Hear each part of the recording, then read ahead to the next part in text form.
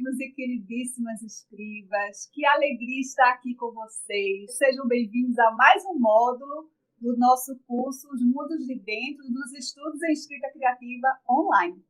E hoje a gente vai começar com uma escritora maravilhosa. Notem que até agora só foram escritores, mas não é por acaso, é porque nós estamos investigando esses mundos de dentro, essas casas-museu de escritores e escritoras brasileiras. E nós detectamos que são poucas as casas ainda de escritoras, né, brasileiras. Nós temos o caso até de Clarice Lispector aqui em Recife, que esperamos que tenhamos um dia uma casa-museu à altura dessa autora maravilhosa. E hoje a gente vai investigar Cora Coralina, que é uma escritora lá do nosso centro do Brasil. E com isso a gente já vai começando a entrar em outro ritmo, o ritmo do centro, o ritmo de Goiás, Goiás Velho, que é a cidade onde ela nasceu e voltou e viveu muito tempo da vida, os Mato Grossos.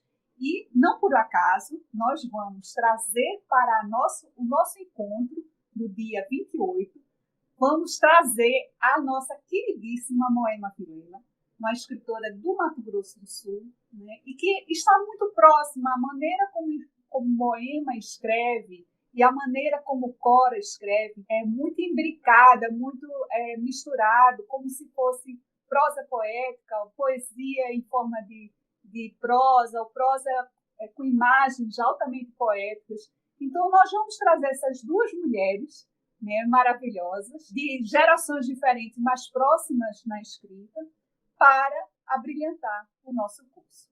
E vamos começar hoje falando um pouquinho sobre essa senhora de Goiás, né, que ela, como diz aquela canção de Almir Sater e Renato Teixeira, ela tocou em frente a vida toda, né? Ela nasceu em Goiás Velho, né? Nasceu no ano de 1889, no mês de agosto, lá na cidade de Goiás Velho, ou Vila Boa, como era chamada antigamente, a cidade, no estado de Goiás.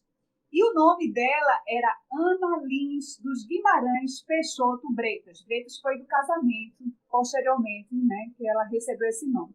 Ou, como a conhecemos, Cora Coralina.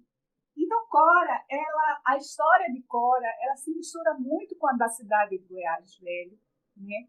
Com a história dessas mulheres, né? A dificuldade dela de publicar, a dificuldade de se expressar e de ser reconhecida, que nós vamos ver durante as aulas do módulo 7, o módulo em homenagem a Cora Coralina. E né, não por acaso a gente está trazendo, como eu falei para vocês, não por acaso a gente está trazendo essa escritora contemporânea, jovem escritora contemporânea, Moema Vilela, que é poetisa, romancista, contista, professora de escrita criativa, que eu tive a honra e o prazer de trabalhar com ela numa disciplina que nós ministramos juntas, no curso de especialização lá da Unicap, em parceria com a PUC, em 2019 e 2020, mas também na coordenação da primeira turma. Então, é uma pessoa muito querida, muito rica em termos de experiência para nós do curso dos estudos em escrita criativa dos mundos de dentro. Então, vamos aproveitar cada vez mais assim, essa oportunidade do encontro virtual, porque em 2020 a troca de e-mails, né, com exercício de desbloqueio era maravilhosa, mas a live ela dá mais oportunidade ainda da gente crescer, da gente trocar. E como a gente faz normalmente no nosso curso, o que é que nós encontramos? A maneira como nós tecemos o nosso estudo. Nós procuramos as teorias no próprio material, porque nós temos vários manuais maravilhosos, inclusive o Escrever Ficção, do nosso queridíssimo Assis Brasil, manuais de escrita criativa, mas nós tentamos no curso, né, Os Mundos de Dentro, descobrir dentro do próprio texto, né, ou no livro de poesia, ou livro de prosa, ou não ficção, né, nós tentamos descobrir as técnicas no próprio texto.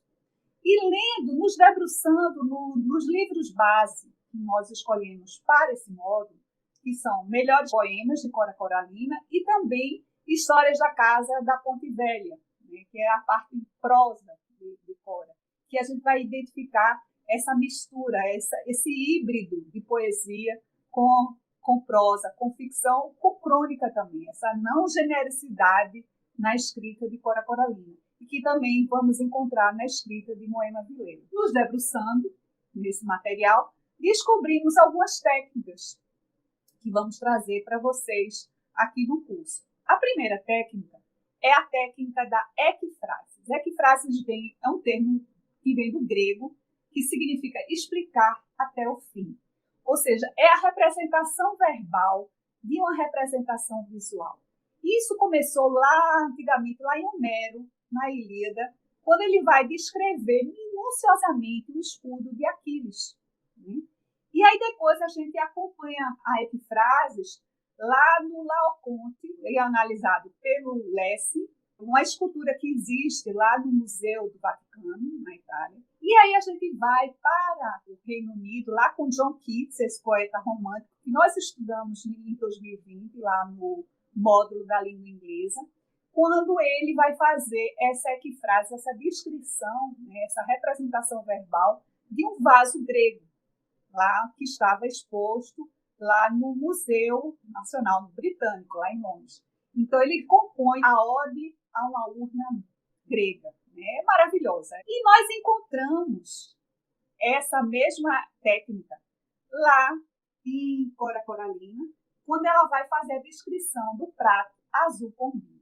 E é interessante essa história do prato azul pombinho, porque ela está narrando, os poemas de Cora são altamente autobiográficos, e ela vai fazendo essa descrição das histórias que ela ouvia da avó. Era uma louça da família, que tinham várias peças, era um presente de casamento, para o casamento, né, da família, e sobrou somente esse prato. E esse prato era super assim, endeusado mesmo, e acontece do prato ser quebrado. E todo mundo culpa quem? Culpa Aninha, né? A Cora Coralina menina, porque ela era muito levada, e aí acharam que quem quebrou o prato foi ela. E aí ela faz essa descrição desse prato, das histórias que a avó conta.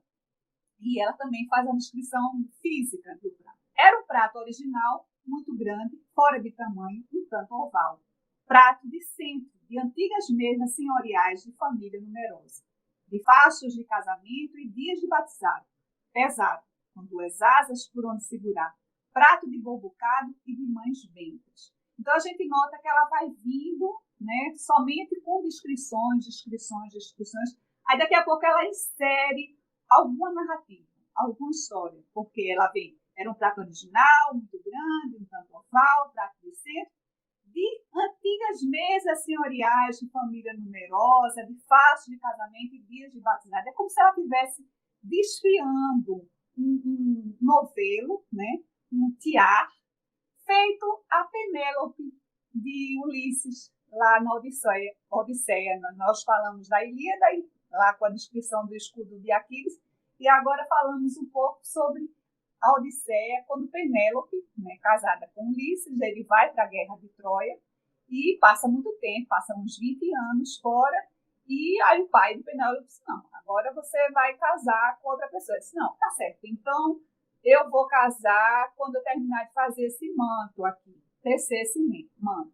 E aí todo dia ela tecia, toda noite ela desfiava, ela desfazia o que tinha feito. Então, a sensação dos poemas de Cora, na descrição, vamos dizer, nas equifrases de Cora, é essa, como se ela estivesse tecendo e destecendo, fiando e desfiando. Era, na verdade, um enlevo. Tinha seus desenhos em miniaturas delicadas, todo azul forte, em fundo claro, no meio relevo. Galhadas de árvores e flores estilizadas, um templo enfeitado de lanternas, figuras rotundas de entremês, uma ilha, um quiosque rendilhado, um braço de mar, um pagode e um palácio chinês, uma ponte, um barco com sua coberta de seda, pombo sobrevoando. Se a gente pegar um verso desse, dá para escrever um poema, dá para escrever um conto, dá até para escrever um romance, né? Nessas pílulas, nesses fios de narrativa que nossa Cora Coralina nos oferece em seus poemas. E essas reminiscências nós vamos ver um pouco mais na próxima aula, né, que vai ser, né, aguarde, vai ser bem especial. E vamos ver mais duas teorias para a próxima aula. A de reminiscências e também das palavras-coisas. Eu não vou dizer quem são os teóricos e os escritores para deixar vocês com vontade, curiosidade de saber. Então, até lá, e marquem aí no calendário de vocês da nossa live para nós trocarmos bastante experiência e crescermos cada vez mais a nossa escrita. Até lá!